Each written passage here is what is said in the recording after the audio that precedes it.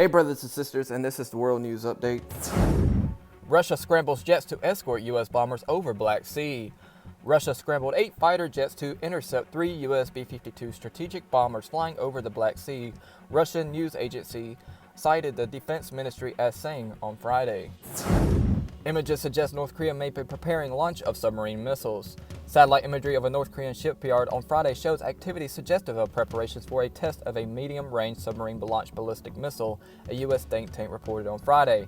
The Center for Strategic and International Studies said the images it published on its website of North Korea's Sinpo shipyard shows several vessels within a secure boat basin, one of which resembled vessels previously used to tow a submersible test stand barge out to sea. Palestinians will sever ties with nations that open a Jerusalem embassy. The Palestinian Authority will sever ties with any country that opens an embassy to Israel in Jerusalem, a top Palestinian official warned on Sunday after Serbia, Kosovo, and Malawi announced that they will be doing so in the near future. Russia, U.S., Turkey, and EU have military tensions that border Middle East. A convergence of incidents has seen both the U.S. and Russia carry out jet interceptions with each other, while Turkey and its adversaries in the Mediterranean conduct military drills. The messages are clear. Major powers are now seeking confrontation globally, and the borders of the Middle East are one place they are pushing up against one another like tectonic plates. Recently, the U.S. flew B-52 bombers over Ukraine and skirted Russian-controlled territory in Crimea and elsewhere.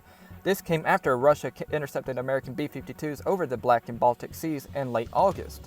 The interceptions of the B-52 Stratofortress bombers took place as the U.S. is trying to reassure NATO of its commitment. NATO has also had tensions with Russia after condemning the alleged poisoning of a dissident. The reports in August said that a Russian fighter even violated the airspace of a NATO nation, apparently Denmark.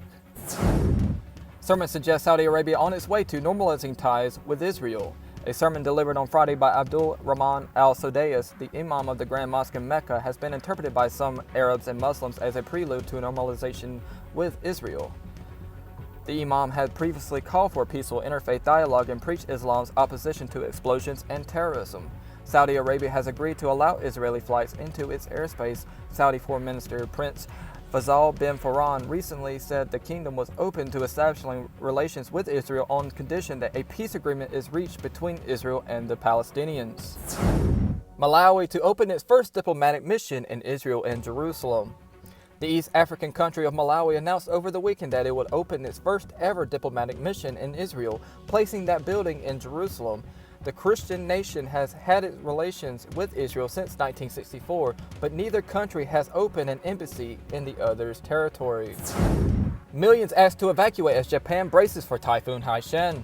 Nearly 8 million people have been asked to evacuate areas of Japan as an approaching typhoon has set course to make landfall.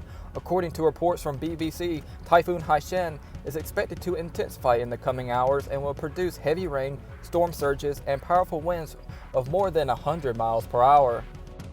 And that's the World News Update for today, brothers and sisters. I hope you have an awesome rest of your day, and God bless.